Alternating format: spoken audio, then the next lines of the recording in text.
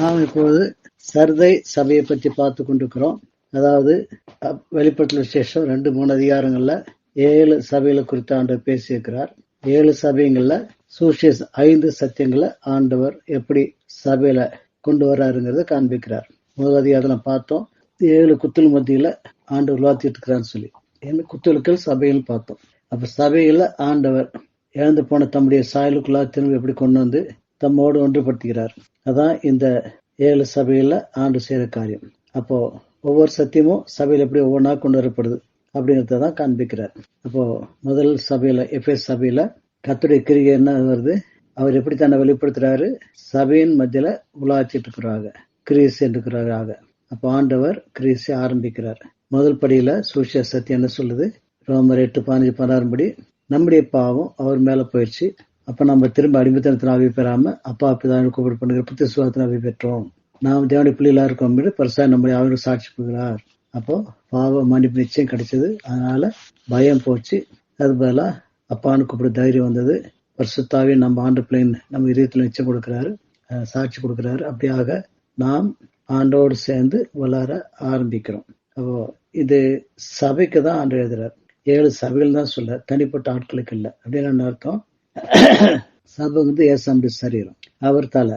அப்ப சரீரத்துக்கு எல்லாம் 5 உறுப்புகள் இருக்கு. அந்த 5 உறுப்புகளுக்கும் தலை ஒண்ணுதான், ஒண்ணு தனித்தனியா தலை இல்லை. அந்த மாதிரி ஆண்டவர் தான் தலை, அவர் தான் ஒரே ஆள், ஒரே புதிய மனுஷன் சொல்லி எஃபேசியர்ல வாசிக்கிறோம். அப்போ அந்த ஒரே புதிய மனுஷன் இருக்கிற சரீரத்துல 5 அவயவங்கள் தான் நம்ம எல்லாம் விசுவாசிக்கும். அப்ப நமக்கு தனித்தனியா ஆள் தத்துவம் இல்லை. அதனால நம்ம தனியா கத்துக்கொள்ள வளர முடியாது. எஃபேசியர் 4:11 வாசிக்கிறோம், நம்ம அனைவரும் தேவனுடைய குமாரனை பற்றும் விசுவாசலும் அறிவிலும் ஒருமைப்பட்டவர்களாகி கிறிஸ்துடைய நிறைவான வளர்ச்சி அளவுக்கு தக்க பூர்ண புருஷன் சொல்லிட்டு இவெல்லாம் சேர்ந்துதான் வளரணும். நான் தனியா வளர்ந்தேன்னு சொல்ல முடியாது. 4 நாளே போச்சு, அது மாம்சம். 4 அழிஞ்சு எல்லா அவயவங்களும் தலையாய் ஒரு கிறிஸ்துக்குள் ஒன்னாய் இணையணும். அப்ப எல்லாம் சேர்ந்து தலை சொல்ற மாதிரி கேட்டு நடந்து அவரால் நாம் அவர் கேட்ட மனவாட்டியா மாற்றப்படணும். இதான் இங்க பாக்குறோம். 7 சபைகளுக்குள்ள கிரீசிறாரு. முதல் சபையில நம்முடைய பாவம் ஏசாமல போயிடுச்சு, பாவத்தின் விடுதலை ஆயிட்டோம், ஏசா பிள்ளைகள் ஆயிட்டோம் அப்படின்னு நிச்சயத்தை கொடுக்கிறாரு. ஆனா என்னாச்சு, அந்த ரட்சப்பட்ட புதுசுல ஆணுடைய அன்புல நெருங்கி இருந்தோம், ரொம்ப அன்பின் உணர்வுல ரொம்ப உற்சாகமா இருந்தோம். ஆனா அப்புறம் பாக்குறோம் நான் வந்துருது, திரும்ப நானுங்கிறதுன்னு சாவல. அப்போ ஆண்டு ஒதுக்கிறோம், நமக்கு நாம ராஜா வாழ ஆரம்பிக்கிறோம். அப்போ ஆண்டுக்கு நம்ம கேட்டல அன்பின் உறவு கட்டாயுது. அதான் உனக்கு ஆதியிலிருந்து அன்பு விட்டுட்டேன்னு சொல்லி ஆண்டு குறை சொல்றாரு. அப்போ 2வது சபை சிமினா சபை வரும்போது இந்த நானுங்கிறது முற்றிலுமா அழிக்கப்படுது. கசைக்கு பிழிஞ்செடுக்கப்பட்ட சென்ட் அப்படின்னு பாக்குறோம். அப்படி ஒரு சென்ட் எப்படி பல ஆயிரம் பூக்களை கசைக்கு பிழிஞ்செடுக்கும் போதுதான் உண்டாகுது. அந்த மாதிரி நாம் பல ஆயிரம் பேரா இருந்தாலும் எல்லாரும் நானுங்கிறதுக்கு அழிஞ்சு முழுக்க ஆவியான கத்துல ஒப்படுக்கும் போது ஆவியான அம்மை ஏசாமி கேட்ட மனவாற்றியா மாத்துறாரு. அப்போ இந்த சிமினா சபையில ஒரு குற்றத்தை பார்க்கல. ஏன் அப்படின்னா, யாரெல்லாம் சுயத்து முற்றிலும் ஏசாமி கூட செத்து போறாங்களோ, கலாத்தியர் 2:20 படி நான் கிறிஸ்துவுக்குள் அறியப்பட்டேன், ஆயிரம் பேர் நான் இல்ல கிறிஸ்தனுக்குள்ள பிழைத்திருக்கிறார். இப்ப நான் மாம்சத்தில் பிழைத்திருக்கிறதோ என்னில் அன்பு எனக்காக தம்பி தாமே ஒப்பு கொடுத்து தேவனுடைய குமாரனை பற்று விசுவாசமா பிழைத்திருக்கிறேன். அந்த அனுபவத்துல வந்தவங்க ஆண்டவரே நமக்குள்ள வாழ்றதுனால, அவரை பற்றி கொண்டு நம்ம வாழ்றதுனால அங்க பாவமே வராது. அதனால அங்க குறை இல்லை. சிமினா சபைக்கு மட்டும்தான் ஆண்டு ஒரு குறையும் சொல்றதில்ல. அப்போ அங்க ஆண்டு தன்னை எப்படி வெளிப்படுத்தினாரு, முந்தினவரும் பிந்தினவரும் வெளிப்படுத்துறாரு. அவர் தான் வாழ்க்கைக்கு முந்தினவரும் வாழ்க்கை பிந்தினவர், எல்லாமே அவர் தான் வெளிப்படுத்துறாரு. அப்ப நாம ஒண்ணுமே இல்லை. அடுத்தது மரித்தோர்ல இருந்து எழுந்தும் இருக்கிறோம் சொல்லி வெளிப்படுத்துறாரு. அப்படின்னு அர்த்தம், அவர் மரித்த அபிமானுக்கு முன்னா போயிட்டு இருந்தா இன்னைக்கு அவரை நம்ம நினைக்க கூட மாட்டோம். அல்லது புத்தர் அவங்க இவங்கன்னு சொல்லி அநேகர் உலகத்துல வந்தாங்க, நல்லது செஞ்சாங்க, ஒரு நாள் சேர்த்து போயிட்டா முடிஞ்சு போச்சு, வாரத்துக்கு ஒரு நாள் நினைச்சுக்கிறோம் அப்படின்ற மாதிரி ஆயிட்டு இருக்கோம். ஆனா ஆண்டவர் உயிரோடு ஏந்தவர், உயிரோடு இருக்கிறவர். அப்போ நம்ம உயிரோடு இருக்கிறவரோடு கூட தான் சம்பந்தம் கொள்றோம், அவரோடு சேர்ந்து கொள்றோம், அவரை சார்ந்து கொள்றோம். அதான் கிறிஸ்துவ ஜீவன். அப்போ யோவான் சுவிசேஷம் 12:24 வாசிக்கிறோம். யோவான் 12:24, மெய்யாவே நான் உங்களுக்கு சொல்கிறேன், கோதுமை மணியானது நிலத்திலே விழுந்து சாகாவிட்டால் தனித்திற்கும், செத்ததே ஆகில் மிகுந்த பலனை கொடுக்கும். அப்போ இந்த அனுபவத்தை தான் சிமினா சபையில ஆவியை நம்ம கொடுக்கிறாரு. நான் கிறிஸ்துவ அறியப்பட்டு போயிட்டேன், நான் சேர்த்து போயிட்டேன், நானே அல்ல. அப்போ எனக்குள்ள ஆண்டவர் ராஜாவா இருந்து நம்ம எனக்குள்ள அவருடைய சாயலை உருவாக்குறாரு அப்படின்னு பாக்குறோம். தன் ஜீவனை சிநேகிக்கிற அதை இழந்து போவான், இந்த உலகத்தின் தன் ஜீவனை வெறுக்கிறவனோ அது நித்திய ஜீவ காலமா காத்துக்கொள்வான். அப்போ நாம் இந்த உலகத்துல முற்றிலுமா சாகிறோம், நித்திய ஜீவனை அனுபவிக்க முடியாது. இது 2வது சபையின் அனுபவம். 3வது சபைக்கு வரும்போது பெர்கமு சபை. அதுல ஆண்டு தன்னை இருபுறமும் கருக்குள்ள பட்டு என்று சொல்ல கூப்பிடுறார். ஏன்னா இங்க 2வது சபையில நான் சிலர் அறியப்பட்டு போனேன்னு அனுபவத்தை பெற்றிருந்தாலும் அது பெர்மனண்டா இருக்கிறது இல்லை. திரும்ப திரும்ப நம்ம நானுக்கு பழக ஆரம்பிச்சிடுறோம். அதுதான் 3வது சபையில நாம் இந்த பழைய மனுஷன் அடியோடு கல்லறையில ஏசாம குறிச்சு புதைக்கப்பட்டு போகணும், அந்த அனுபவத்துல வரணும். அப்போ நாம் புதைக்கப்பட்டு போயிட்டோமா, இல்லை இன்னும் பழைய மனுஷக்காரி தான் இருக்கான்னு சொல்லிட்டு வேதம் நம்ம தெளிவாக காண்பிக்குது. ஏன்னா வேதமாக கண்ணாடியில பரிசுத்தாய் நமக்கு ஏசாமி காட்டார். அப்புறம் அவரு முன்னால வச்சு நம்மள காட்டார். அப்போ அவருக்கு விரோதமான நம்மகிட்ட என்னென்ன இருக்குதோ, அவருக்கு ஒவ்வாத காரியம் என்ன இருக்குதோ அதெல்லாம் காட்டாரு. அதை சாப்பிட்டு அறிக்கிடும் போது ஆவியான அதை எடுத்து போட்டு விடுதலை கொடுக்கிறார். அதே சமயத்துல புது மனுஷனுடைய காரியத்தை நமக்குள்ள உருவாக்குறார். இதுதான் 3வது சபை நடக்கிற காரியம். அப்போ இந்த 3வது சபையில அநேக சமயத்துல இந்த நானுங்கிற சாகிறதுல அது போல நம்ம இந்த பழைய மனுஷன் உபயோகிச்சா நம்ம அறிவு கொண்டு வாழ பார்க்கிறோம். அதை வச்சு இன்னைக்கு பாத்தீங்கன்னா புத்தன்னு சொல்லி ஒருத்தர் பேர் சொல்றாங்க, இன்னும் மகா ஆதி சங்கராச்சாரி அப்படின்னு ஒருத்தர் பேர் சொல்லுவாங்க. இப்படி பலரை பற்றி சொல்லுவாங்க. அவங்க இந்த தெய்வீக ஞானம் அடைஞ்சாங்கன்னு சொல்லிட்டு. என்ன ஞானம்? அவங்க தியானம் பண்ணி யோகாவில இருந்து இப்படி எல்லாமோ பண்ணி மாம்சம் விடுதலை வழியை கண்டுபிடிச்சிட்டாங்க.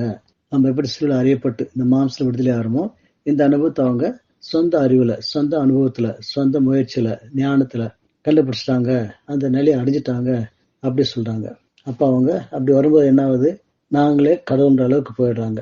அகம் பிரம்மா அப்படின்னு சொல்றாங்க. நானே பிரம்மான்ற அளவுக்கு அந்த நானுங்கிற ஞானம். ஆனா ஒண்ணு அதுல என்ன இருக்குது, இந்த ஆத்ம ஞானம். ஆத்மா தான் வளருது. இந்த ஆவி ஆத்மா சரீரத்துல இந்த ஆத்மா சக்தியில் தான் ஞானம், அந்த யோசிக்கிறது தீர்மானிக்கிறது 2 இருக்குது, புத்தி சித்தம். இது 2 என்ன பண்றாங்க, மாம்சல இருக்கிற எல்லா இச்சையிலும் விடுதலை ஆயிட்டு இப்போ அந்த ஞானத்தை வச்சு அந்த சித்தத்தை வச்சு அவங்களா அந்த அறிவுனால உன்னத நிலை அடையிறாங்க. அப்ப அங்க என்ன ஆகுது, கடவுளோட அனுபவமே இல்லை, கடவுளை பார்த்த அனுபவம் இல்லை, கடவுளை பேசுற அனுபவம் இல்லை, கடவுளை பாடுற மான அனுபவம் இல்லை, அந்த தேவன் அன்பினுடைய அன்புல சேர்ற அனுபவம் இல்லை, அதெல்லாம் ஒண்ணும் இல்லை.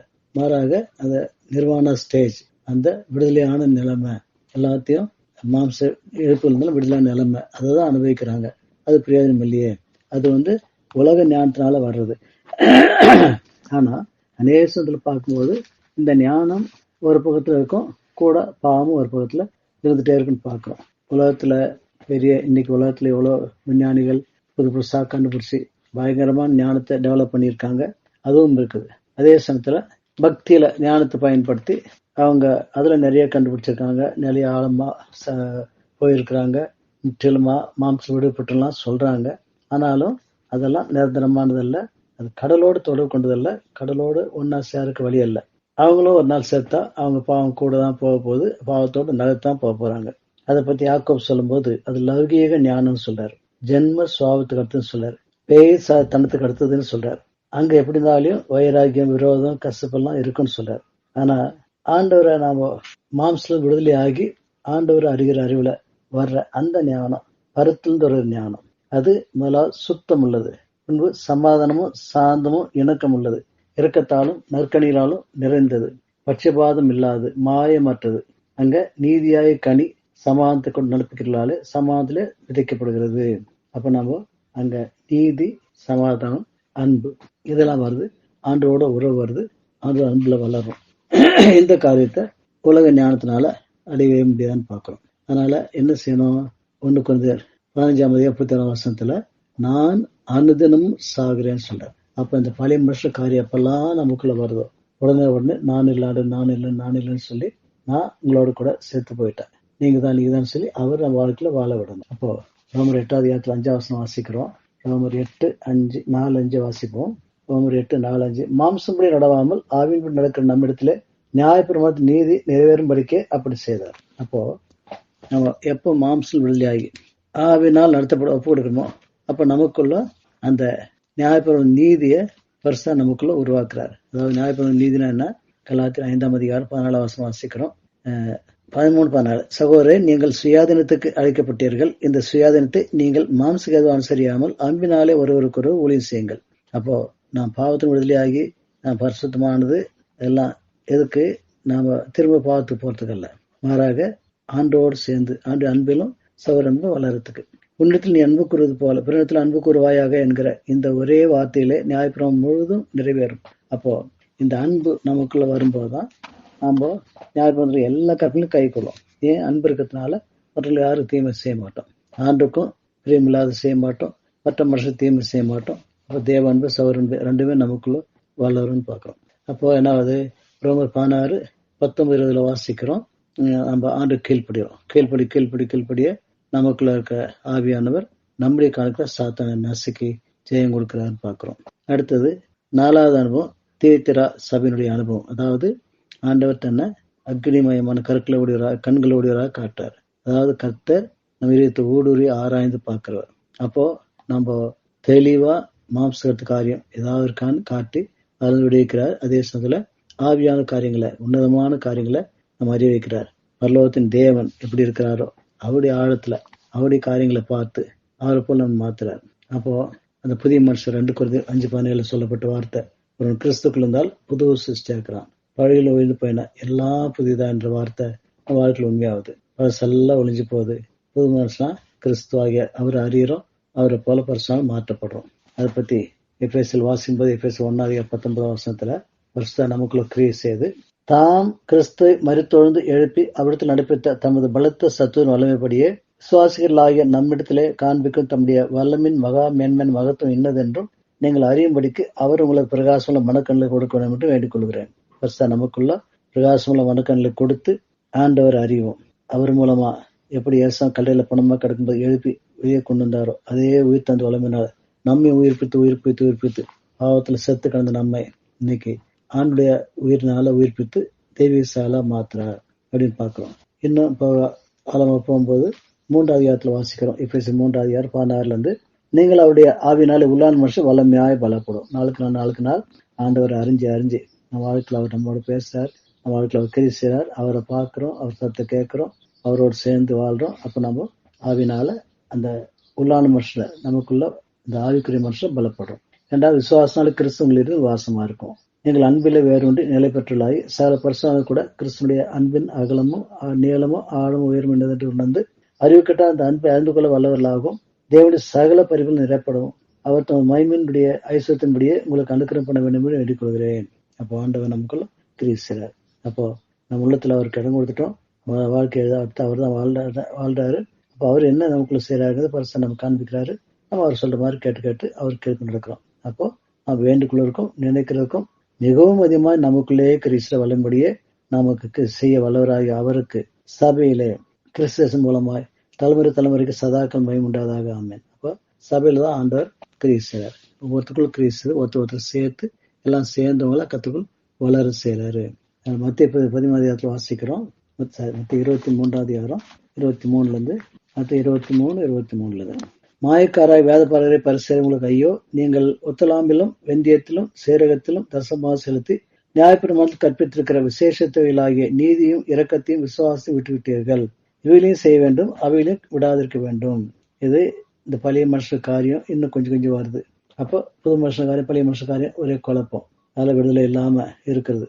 அப்போ வேஷம் போடுற வாழ்க்கையும் சேர்ந்துருது. குருடரான வழிகாட்டிகளை கொசுக்கில்லாதபடி வழிகட்டி ஒட்டகத்தை விளங்குறவர்களா இருக்கிறீர்கள். மாயக்காராகி வேதபாரகரே பரிசேயரே உங்களுக்கு ஐயோ, போஜன பதார்த்தங்களின் பான பாத்திரங்கள் வெளிப்புறத்தில் சுத்தமாக்குறீர்கள், உட்புறத்திலோ அவைகள் கொள்ளையினாலும் அநியத்தினாலும் நிறைந்திருக்கிறது. குருடரான பரிசேயரே, போஜன பதார்த்தங்களின் வெளிப்புறம் சுத்தமாக இருக்கும்படி அவைகளின் உட்புறத்தை முதலாவது சுத்தமாக்கு. மாயக்காராய் வேதபாரகரே பரிசேயரே உங்களுக்கு ஐயோ, வெள்ளையடிப்பட்ட கல்லறைகளுக்கு ஒப்பா இருக்கிறீர்கள், அவைகள் புறம்பே அலங்காரமாய் காணப்படும், உள்ளேயோ மருத்துவ எலும்புகளினாலும் சகல அசுத்தினாலும் நிறைந்திருக்கும். அப்படி நீங்களும் மனுஷருக்கு முன் நீதிமான் என்று புறம்பே காணப்படுகிறீர்கள், உள்ளத்திலோ மாயமலத்தினாலும் அக்கிரமத்தினாலும் நிறைந்திருக்கிறீர்கள். என்ன சொல்றாரு, நாம் பழைய மனுஷனுக்கு இடம் கொடுத்தா வேஷம் தான், பக்தி எல்லாம் வேஷமா போயிடும், உள்ளுக்குள்ள பாவம் இருந்துட்டே இருக்கும், பாவம் இன்னொன்னு வந்துட்டே இருக்கும். ஆனா புதிய மனுஷன் நம்ம இடம் கொடுக்கும் போது பழைய மனுஷன் நான் இல்லை நான் செத்து அவருடைய மரணத்தோடு ஒன்றுபட்டு அவருக்கு ஜீவனுக்கு நம்ம ஒப்புக்கொடுக்கும் போது அவர் நமக்குள்ள கிரியை செய்யும் போது அந்த புது மனுஷன் நமக்கு கொடுக்குறாரு. என்ன புது மனுஷன்னா, அந்த ஆதியாமம் 1:26 பிதாவாய் சொல்லும் போது நாம் மனுஷனை நமது சாயலாகவும் நம்ம ரூபத்திலே மனுஷன் உண்டாக்குவான்னு சொன்னார். அப்போ அவருடைய சாயல் குணம் உள்ளான மனுஷனை காண்பிக்குது, அவர் ரூபங்கிறது வெளி தோற்றத்தை காண்பிக்குது. ஆனா 27 வசனம் பார்க்கும்போது தேவன் தம்முடைய சாயலா மனுஷன் சிருஷ்டித்தார், அவன் தேவ சாயலா சிருஷ்டித்தான் பார்க்கிறோம். அப்ப ரூபம் என்னன்னா களிமண்ணாலான சரீரம். அப்ப ஆண்டவர் என்ன பண்ணாரு, நம்ம கெட்டு போவும் தெரியும், அதனால உள்ளான மனுஷன் முற்றிலுமா செத்து போயிடுவான், பிசாசுக்கு அடிமையாருவான்னு தெரியும்.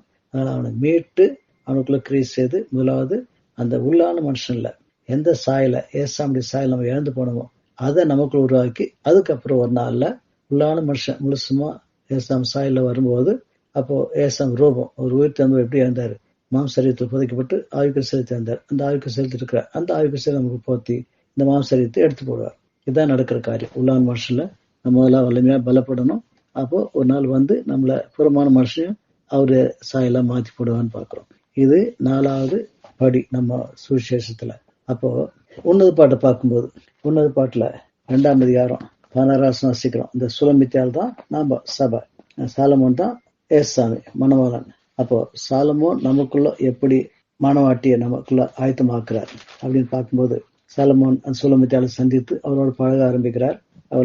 அவளுக்கு தன்னை வெளிப்படுத்துறார். அப்ப படிப்படியா அவள் சாலமோனை அறிந்த சாலமோனுக்குள்ள அன்புல வளரும் போது அவளுடைய முதல் அனுபவம் என்ன, 2ஆம் அதிகாரம் 16 வசனம் வாசிக்கிறோம். உன்னத பாட்டு 2:16 என் நேசர் என்னுடையவர், நான் அவருடையவள். அப்போ அவர் லீலி புஷ்பங்களுக்குள்ளே மேய்கிறார். தன் வாழ்க்கையில ஆண்டு கிரீஸை காண்பிக்கிறார். தன் வாழ்க்கையில் அவர் கிரீஸ் செய்து நம்முடைய ஒவ்வொரு சின்ன சின்ன காலத்துல கூட அவர் சந்தோஷப்படுறார். அதான் லீலி புஷ்பங்களும் மேய்கிறான்னு சொல்றது. அப்போ என்ன பாக்குறவங்க ஏசாமி எவ்வளவு நல்லன்னு கண்டுபிடிச்சிட்டா. அப்ப ஆண்டு ஏற்றுக்கொண்டா. அப்ப என்ன சொல்றா, என் நேசர் என்னுடையவர். அப்ப எனக்கு அவர் தேவை. இனிமே நான் அவர்லாம் வாழ மாட்டேன், அவரை உள்ளத்துல வச்சுக்க. எனக்கு இப்ப தேவை அவர். எனக்கு சுக துக்கம் எல்லாமே அவர் தான். எனக்கு நஷ்ட கஷ்டம் எது வந்தாலே அவர் தான் பொறுப்பு. அவர் கூப்பிட்டா போதும், அவர் உதவி செய்வார். ஆகவே என் வாழ்க்கைக்கு அவர் தேவை, என் வழியில அவர் வரணும், எனக்கு உதவி செய்யணும். அந்த மனப்போக்குல தான் அவள் முதல்ல ஆண்டு ஏற்றுக்கொள்றாள். ஆனா அவரோடு அன்புல வரும்போதுதான் இந்த நானுங்கிறது சாகிற அனுபவம் கிடைக்குது. நானுங்கிறது செத்து அந்த ஆண்டு நண்பர் எப்படி ஒரு புருஷமணி கல்யாண புதுசுல ஒரு வேலை ஒவ்வொருத்தரும் தங்களுடைய பல கனவுகள் வச்சிருப்பாங்க. கல்யாணத்துக்கு முன்னால எனக்கு வேலை போடுறாங்க, புருஷன் அப்படி இருக்கணும், அப்படி இருக்கணும், இப்படி வாழணும், அப்படி வாழணும் சொல்லி என்னமோ கற்பனை பண்ணிட்டு இருப்பாங்க. அப்ப கல்யாண புதுசுல அப்படி அவங்கவுங்க ஆசை நிறைவேற்ற, அவங்கவுங்க எண்ணங்களை நிறைவேற்ற பிரயாசப்படுவாங்க. ஆனா ஒண்ணுக்கு ஒண்ணு எதிர்ப்புறாவே இருக்கும், பிரச்சனை வந்துட்டே இருக்கும். ஆனா எப்போ ஒருத்தர் விட்டு கொடுத்த ஆரம்பிக்கிறாங்களோ, மனைவி தன் அடியோட மறந்து தன்னுடைய சுகதுக்கம், தன்னுடைய எதிர்பார்ப்புகள், தன்னுடைய இயக்கங்கள், திட்டங்கள், ஆசைகள், விருப்பங்கள் எல்லாத்துலயும் மனித குழி தோண்டி போதிச்சுட்டு இல்ல எனக்கு என் புருஷன் தான், அவருக்காக தான் நான் வாழ்றேன் அப்படின்ற மனப்பானம் வரும்போது அவருக்கு அர்ப்பணிக்கிறோம். அப்போ இங்க அந்த அனுபவம் சூலமித்தாளுக்குள்ள வருது. அவ என்ன சொல்றா, 6ஆம் அதிகாரம் 3ஆம் வசனத்துல நான் என் நேசருடையவள், என் நேசர் என்னுடையவர். அப்போ என்ன சொல்ற, இப்போ என் வழிக்கு அவரு இழுக்கிறது இல்ல, அவர் எனக்கு சொந்தம்னு சொல்றது இல்ல, நான் அவருடையவள். நான் முழுசும் அவருக்கு எல்லாம் ஒப்பு கொடுத்துட்டேன். இனி நான் அவருக்காக தான் வாழ்றேன். அவர் எனக்கு சொந்தம், அதுல ஒன்றும் சந்தேகமே இல்லை. ஆனா நான் முழுசும் அவருக்கு என்ன சொந்தமாக்கிறேன். என்னை கொண்டு அவர் எங்க வச்சாலும் சரி எப்படி அவர் சந்தோஷம் நிறைவேறினா போதும், அவர் சந்தோஷமா இருந்தா போதும். அந்த நிலைமையில நானுங்கிறது சாகிறா. இதுதான் முக்கியமான அனுபவம். அந்த நானு சாகும்போது அவரை அறிஞ்சு அவரை போல மாறுற அனுபவம் வருது. அப்ப கடைசி என்ன ஆகுது, 7ஆம் அதிகாரம் 10ஆம் வசனம் வாசிக்கிறோம்.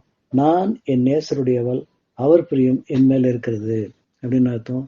நான் முழுசா அவர் சொந்தமாயிட்டேன். இனி என்ற ஒரே ஆசைன்னா அவரை பிரியப்படுத்தணும், அவ்வளவுதான். இதுதான் உன்னத பாட்டுல இருக்கிற கடைசி படி. அதான் சர்தை சபையில நான் பார்க்கிறோம். சர்தை சபையில ஆண்டு தன்னை சபை எப்படி வெளிப்படுத்துறாரு, 7 ஆவியிலையும் 7 நட்சத்திரத்திலையும் உடையவர் அப்படின்னு பார்க்கிறோம். அப்படின்னு அர்த்தம் 7 ஆவிகளும் அப்படின்னா பரிசுத்தாவிய நிறைவு, பரிசுத்த நிறைவான பரிசுத்த ஆவியானவர் அவர் கையில் இருக்கிறார். அந்த பரிசுத்தாவை கொண்டு தன் மனவாட் சபைக்குள்ள ஆண்டு கிரியை செய்றாரு. இப்போ 7 நட்சத்திரங்கள் உடையவர் அப்படின்னு அர்த்தம். சபை ஊழியக்கான சபையில் இருக்கிற எல்லாருமே என் கையில் வச்சு எனக்கு சொந்தம் ஆயிட்டாங்க, என்னுடைய உடைமை இப்போ என் சொத்து அவங்க அப்படி சொல்லி அந்த ஒரு உரிமைக்குள்ள ஆண்டு வந்துடுறாரு. அந்த உரிமைக்கு நம்ம ஓட்டு கொடுத்துறோம். இனிமேலும் நம்ம வாழ்றது அவருக்காக தான், நானுங்கிறதே இல்லை அப்படின்னு நானும் இல்லை.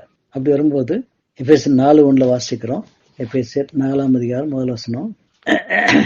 நாம் தமக்கு முன்பாக நாம் அன்பிலே பரிசுத்தம் உள்ளவர்களும் குற்றமில்லாதவர்களும் இருப்பதற்கு அவர் உலகத்தோட்டத்துக்கு முன்னே நம்மை கிறிஸ்துவுக்குள் தெரிந்து கொண்டார். அப்போ அப்படி முழுசா நம்ம அவர் சொந்தமாகும் போதுதான் ஆண்டவர் தன்னுடைய 7 ஆவினா நமக்குள்ள கிரியை, அதாவது ஆவியான பூர்ண கிரியை நமக்கு நடைபெற்று என்ன பண்றாரு, அவருக்கு முன்னால் நாம் அன்பில் பரிசுத்தமுள்ள குற்றமில்லாதவர்களுமா மாத்துறார். அது எபேசியர் 25:26 வாசிக்கிறோம்.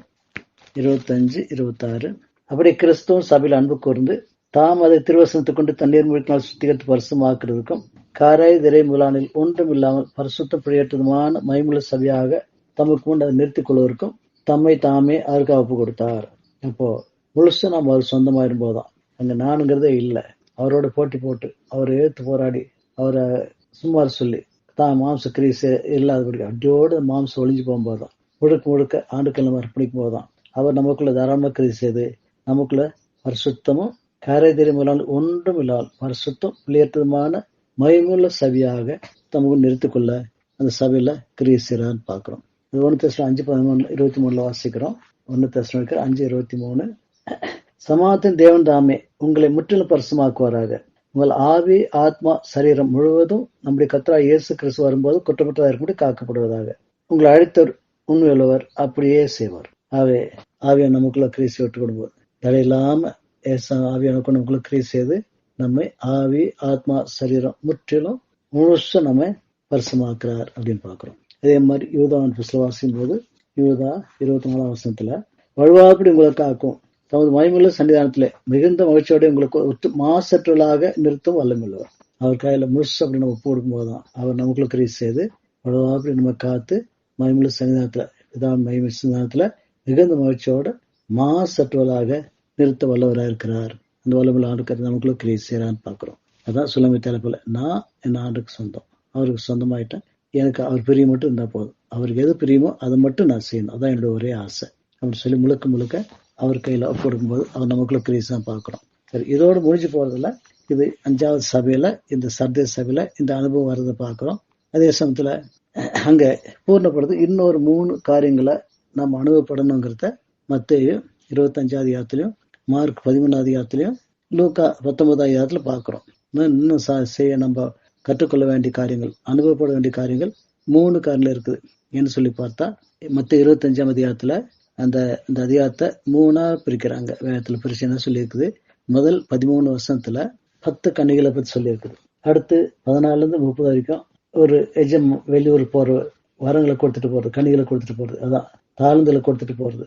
அப்போ நாம் சபையில ஆண்டுக்குள்ள வளர்றதுக்கு அவரை போல மாறத்துக்கு வரங்களும் கன்னிகளும் தேவை, அதை பத்தி பேசுறாரு. அடுத்தது 31 வருஷத்துல இருந்து 40 வருஷம் வரைக்கும் சகோதர அன்பு பத்தி ஆண்டவர் வெள்ளாடு சமீராட பிரிச்சு அந்த சகோதர அன்புல வளர்ந்தவங்களை குறித்து சொல்றாரு. இந்த சகோதர அன்பு எப்படி வளருதுன்னு பாக்குறோம். இது இப்ப நாம் பார்க்க போற காரியம். அதாவது 25 அதிகாரத்துல 1-13 பார்க்கும்போது 10 கன்னிகள் 5 பேர் விடப்பட்டு போனாங்க. அதே மாதிரி அந்த வரங்கள் கன்னிகளை பார்க்கும்போது தாளந்துகளா எஜமா கொடுத்துட்டு போறாரு. திரும்ப வந்து பார்க்கும்போது 2 பேர் கொடுத்தத தாளந்தை வச்சு பயன்படுத்துறாங்க, ஒருத்தனை பயன்படுத்தாம போறான், அவன் தள்ளப்பட்டு அழுகிற அக்னிக்காரர்கள தள்ளப்படுறான்னு பாக்குறோம். அதே மாதிரி சகோதர அன்பை பார்க்கும்போது செம்மறியாடுல என்ன போடுறவங்க அவங்க தேவ அன்பை சகோதர அன்பா வெளிப்படுத்தினாங்க, அவங்க எடுத்துக்கொள்ளப்பட்டாங்க, பரலோகத்துல சேர்த்துக்கொள்ளப்பட்டாங்க.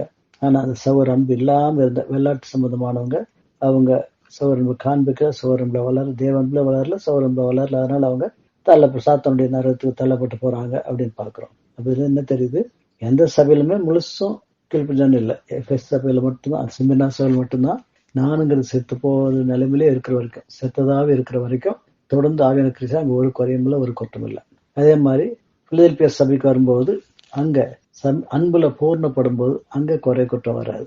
மற்ற எல்லா சபையிலையும் பார்க்கும்போது அங்க ஆவியான கருத்துல இருக்கிறவங்க இருக்கிறாங்க, நானுங்கிறதுல செயல்படுறாங்க. நானுங்கிறது செத்த மாதிரி தினமும் உயிர் கொடுத்த மாதிரி செத்த மாதிரி உயிர் அப்படியே மாறி மாறி வந்துட்டு இருக்குது. அதனால அங்க எல்லாரும் ஒரே மாதிரி கத்துக்குள்ள வளர்றதெல்லாம் ஆவியான கிரியில் இல்லைன்னு பாக்குறோம். கொஞ்சம் பேர் இப்படி கொஞ்சம் பேர் அப்படி இருக்கிறாங்கன்னு பாக்குறோம். அப்போ முதல்ல 10 கன்னிகள் பார்க்கும்போது எழும்பி பிரகாசிக்கிற வாழ்க்கை ஃபர்ஸ்ட் நமக்குள்ள வரும்போது நாம் மாம்ச செத்து போனவங்களா இருப்போம்னா நமக்குள்ள மாம்சம் வெளிப்படாது, மாம்ச குணங்கள் வெளிப்படாது. அதுல ஃபர்ஸ்டா நமக்கு ஏசம் வெளிப்படுத்துவார். ஏசம் நான் உலகத்து வெளிச்சம் சொன்னார், அவர் நம்மளை பார்த்து நீங்க உலகத்து வெளிச்சம் சொன்னார். அப்போ அவர் நமக்குள்ள கிரியை செய்து தன்னை வெளிப்படுத்துறாரு, நமக்குள்ள அவர் வெளிப்படுறாரு. அப்போ பரிசுத்த கிரியை தான் இதை செய்யறது. அப்ப பரிசுத்த ஆவியானவர் அங்க கிரியை செய்றார். 5 கன்னிகள் அவங்க விளக்குகளோடு எண்ணெயும் கொண்டு போறான்னு பாக்குறோம். பரிசுத்த தான் எண்ணெய், எண்ணெய் இருந்தாதான் விளக்கு எரியும், எண்ணெய் இல்லைன்னா எரியாது. அதே மாதிரி 5 கன்னிகளோ எண்ணெய் கொண்டு போகல, அவங்க கிறிஸ்து பேர் வச்சிருந்தாங்க, கிறிஸ்துக்காக ஏதோ செஞ்சாங்க. ஆனா எல்லாம் மாம்சத்துல, ஆவியான கிரிகள் இல்லை. அப்ப ஒண்ணு மாம்ச கிரியை செய்யணும், இல்லைன்னா ஆவியான கிரியை செய்யணும். 2 ஒரு இடத்துல கிரியை செய்ய முடியாது. அதான் கலாத்தியர் 5:17 வாசிக்கிறோம், மாம்சம் ஆவிக்கு விரோதமாகவும் ஆவி மாம்ச விரோதமாகவும் இச்சிக்கிறது. ஒன்றுக்கொண்டு விரோதமா இருக்கு. நாம் செய்ய வேண்டியவர்களை செய்யாத பிடிக்க இவங்களை ஒன்று கொண்டு விரோதமா இருக்கு பார்க்கிறோம். ஆகவே நமக்குள்ள மாம்ச கிரியை விட்டோம்னா ஆவியான கிரியை செய்ய முடியாது. ஆவியான கிரியை செய்யும்போது மாம்ச கிட்டே வராது. இப்படி 2ல 1 தான். இப்போ 5 பேர் ஆவியான கிரியில இருந்தாங்க, ஆயத்தமாக எடுத்துக்கொள்ளப்பட்டாங்க பார்க்கிறோம். 5 பேரும் ஆவியான கிரியில் இல்ல, மாம்சத்துல இருந்தாங்க, விடப்பட்டு போனாங்க பார்க்கிறோம். அடுத்து கலிக வாழ்க்கை பார்க்கும்போது அது தொடர்ந்து பார்ப்போம். நம்ம அங்க பார்க்கிறோம் வரங்களை கொடுக்கிறாரு, தாளந்துகளை கொடுக்கிறாரு, அவங்க திறமைத்தக்கதாக கொடுக்கிறாரு. ஒவ்வொன்னா 10 பேருக்கு 10 தாளந்து கொடுத்தான்னு பார்க்கிறோம்.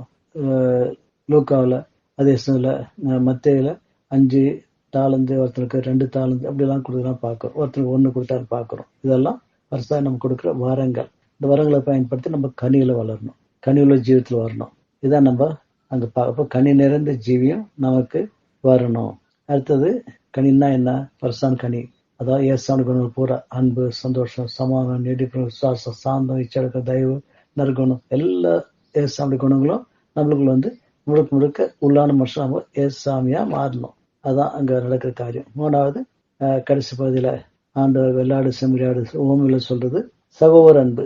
சகோதர அன்பு எப்படி வளர்ந்ததுன்னு சொல்லிட்டு அன்பு நிறைந்த வாழ்க்கை. அப்போ இதுதான் நம்ம பிலதெல்பியா சபையில பார்க்க போறோம். பிலதெல்பியா சபைன்னா ஃபேலியோ அதெல்போஸ். ஃபேலியோன்னா அன்பு செய்கிறேன், அதெல்போஸ்னா சகோதரனை, நான் சகோதரனை நேசிக்கிறேன். அப்ப சகோதர அன்பு எங்க வரும்? மாம்சம் செத்த நிலைமையில ஆவியான முழுக்க முழுக்க வீசும் போது ஆவியான நம்ம அன்பை ஊற்றி ஊற்றி ஊற்றி நம்மை தேவ அன்புல வளர்க்கிறாரு. தேவன் பூர்ணப்பட சௌரன்பா மலருது. அப்போ சௌரன் நமக்குள்ள வெளிப்படுது, சௌரன்ல நம்ம காண்பிக்கப்படுறோம் அப்படின்னு பாக்குறோம். அப்படி இல்லைன்னா என்ன ஆகுது? அடுத்த சபை லவோதேக்க சபை பார்க்கிறோம். லாவோஸ் திக்ஸே. லாவோஸ்னா இந்த உலகம், திக்ஸேனா அறிவு. அப்போ சுவாசல வராதவங்க, அதாவது ஆவிக்குரிய வாழ்க்கை வராதவங்க, மாம்சல இருக்கிறவங்க மாம்ச அறிவிலே போறாங்க. அப்போ உலகத்தோடு ஒன்னா போயிடுறாங்க. சுவாசிக்க தான், ஆனா உலகத்தோடு ஒன்னா போயிடுறாங்க. 2வது அவங்க அறிவுக்கு முக்கியத்துவம் கொடுத்துட்றாங்க. மாம்ச அறிவுக்கு, கண்ணில் பாரு, காதல் கேட்குது, விஞ்ஞானிகள் எவ்வளோலாம் ஆராய்ச்சி பண்ணி புது புதுசாக கண்டு சந்திரன் எழுத போறாங்க, செவ்வாய்க்கிரத்து இங்கெல்லாம் போறாங்க, ரோபோ கண்டுபிடிச்சிட்டாங்க, என்னென்னவோ கண்டுபிடிச்சிட்டாங்க. இதெல்லாம் அறிவு கொண்டு சேர காரியம். அதே சமயத்துல இந்த அறிவு வர வர வர விசுவாசம் குறைஞ்சி. அப்போ தேவனோடு தொடர்பு இல்லாம இந்த உலக அறிவுல, இந்த உலக ஞானத்துல, இந்த உலகத்துல நாகரிகம் வளர்ந்து போவது மட்டும் இல்லாம பக்தியிலே வளர்ந்து அறிவு கொண்டு அந்த பக்தியை வளர்த்து அதுலயும் தங்களை பெரிய மகான்களாக்கி கொள்றவங்களாம் உண்டு.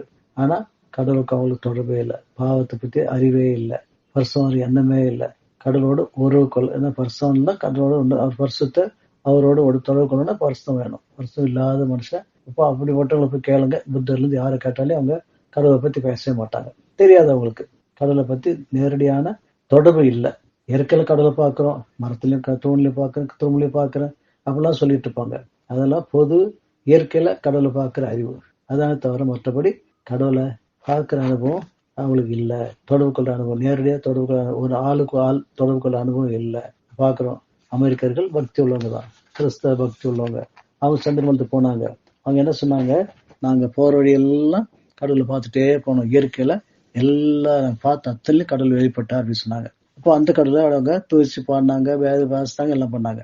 அதே சமயத்துல ரஷ்யாக்காரன் பூமி ஆழத்தை தோண்டிட்டு கீழே போனான். அமெரிக்காக்காரன் மேல போனா, ரஷ்யாக்காரன் கீழே போனான். கீழே பூமி தோண்டிட்டே போகும்போது எங்க போய் நிறுத்தினான்?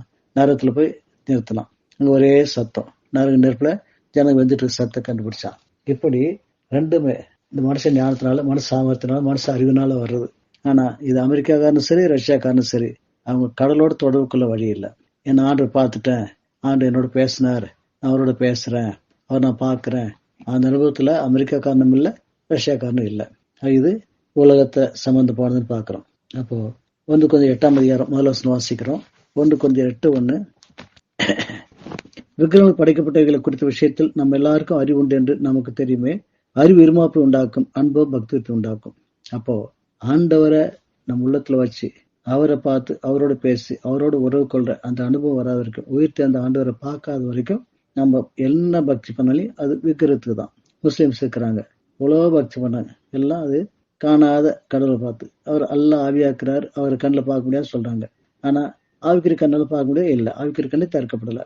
அப்போ அவங்களும் விக்கிரத்தை வணங்குறாங்க. பொம்மையாக வச்சு வணங்காம கற்பனையான விக்கிரத்தை கடவுளை பற்றி தான் வணங்குறாங்க. அவங்க அல்லான்னு ஒரு கடவுள் கற்பனையில் தான் அவங்க இருக்கிறார், உண்மையா கடவுளை பார்க்கறது இல்லை. ஆகவே அப்படிப்பட்ட ஞானம் எல்லாம், அந்த அறிவு வெறும் உலக அறிவு, அது இருமாப்பை தான் உண்டாக்கும். அன்புங்கிறது எப்போ வரும்? அவர் நேர தொடர்பு கொள்ளும் போதுதான். ஆளுக்கு ஆள் நேரம் பார்க்க நம்ம ஆவிக்குரிய கண் திறக்கப்பட்டு ஆவிக்குரிய கண்ணால ஆவியா இருக்கிற ஆண்டவரை பார்க்கும்போதுதான் நமக்கு அங்க பக்தி விருத்தி உண்டாக்குன்னு பார்க்கணும். அதான் உன்னத பிரசங்கிலே சொல்லும்போது பிரசங்கில வாசிக்கிறோம் 1:18 பிரசங்க 1:18 அதிக ஞானத்திலே அதிக சலிப்புண்டு, அறிவு பெருத்தவன் நோவு பெருத்தவன். அப்ப இன்னைக்கு உலகத்துல பக்தியில ஞானத்துல போனவங்களும் திருப்தியானது இல்லை, இன்னும் தேடி தேடி ஓடிட்டு இருக்கிறாங்க. இப்போ மோடி அவ்வளோ செலவு பண்ணி அயோத்தியர் கோயிலை கட்டினார். ஆனா என்ன பாக்குறோம், அவ்வளவு பெரிய கோயில் போய் அந்த சடங்கெல்லாம் முடிஞ்ச உடனே முடிக்காம வெளியே இருக்கிற அவர் அங்க வந்திருக்க விஐபிக்கெல்லாம் கூட பார்க்காம சும்மா கை மட்டும் கும்பிட்டுரு உடனே எங்க ஓடாரு, அதே பக்கத்துல ஏதோ ஒரு சின்ன கோயில் இருக்குதான், பழைய கோயில், சின்ன கோயில், அதுல போய் சாமி கும்பிட்டு போறாரு. ஏன் இங்க சாமி கும்பிட்டு திருப்தி ஆகலாம். இதான் திரும்பி கோயிலை சுத்தி ஓடிட்டே தான் இருக்கணும். இந்தியா அப்புறம் சுத்தணும். பல கோடி விக்கிரகங்கள் இருக்குது இந்தியாவில். ஒரு ஊருக்கு ஒரு 1000 விக்கிரகம் அப்படிலாம் இருக்குது. ஆனா என்ன பண்ண, எத்தனை விக்கிரகத்துக்கு கும்பிட்டாலையும் திருப்தி ஆகிறதுல சலிப்பு தான் உண்டாகுது. அதிக ஞானத்துல அதிக சலிப்பு உண்டு, அறிவு பெருத்தவன் நோவு பெருத்தவன். அதே மாதிரி உலக ஞானத்துல இன்னைக்கு புதுசா கண்டுபிடிக்கிறாங்க, போர் ஆயுதங்களை கண்டுபிடிக்கிறாங்க. நல்லா எதுக்கு உதவுது? அழிச்சுக்கு தான் உதவுது. இன்னைக்கு அவங்க மனுஷ விஞ்ஞானிகள் கண்டுபிடிச்சிருக்கிற போர் ஆயுதங்களால, அணு ஆயுதங்களால இப்ப இருக்கிற உலகத்தை 20 முறை 200 முறை அழிக்கிற அளவுக்கு ஆயுதங்கள் இருக்குன்னு பாக்குறோம். அப்போ இதெல்லாம் நோவுக்கு தான், அழிவுக்கு தான் காரணமாச்சுன்னு பாக்குறோம். ஆகவே இது லவோதிக்கேயா சபையில கத்தனை உணர்த்துறாரு. அது பின்னால பார்க்கும்போது அதை பத்தி வருமா பார்ப்போம். பிலதெல்பியா சபையில தான் நம்ம கத்தருக்குள்ள பூர்ணப்பட காரியம், பூர்ணத்துவம் எதுல தெரியுது, சகோதரன் தான் தெரியுதுன்னு பாக்குறோம். அதை பத்தி வாசிக்கும் போது கலாத்தியர் 5:14 வாசிக்கிறோம். கலாத்தியர் 5:14 உன்னிடத்தில் நீ அன்பு கூறுவது போல பிறனிடத்தில் அன்பு கூறுவாயாக என்கிற இந்த ஒரே வார்த்தையிலே நியாயப்பிரமாணம் முழுவதும் நிறைவேறும். அப்போ பைபிள் முழுசு நம்ம நிறைவேற்றத்துக்கு வழி என்ன? இந்த சகோதர அன்பு நமக்குள்ள பூர்ணப்படும் போதுதான். அப்ப தேவ அன்பு பூர்ணப்பட்டு சகோதர அன்பு பூர்ணப்பட முடியும். அப்போ சகோதர அன்பு பூர்ணப்பட்டா நம்ம அன்புல பூர்ணப்பட்டோம், தேவனை போல பூர்ணராயிட்டும் அர்த்தம். ரோமர் 13:9 வாசிக்கிறோம். ரோமர் 13:9 8 கூட வாசிப்போம். ஒருவர் அன்பு கூறுவது கடனே இல்லாமல் மற்றொன்றிலும் ஒருவனுக்கும் கடன் படாதீர்கள். பிறனிடத்தில் அன்பு கூறுகிறவன் நியாய பிரமாணத்தை நிறைவேற்றுகிறான்.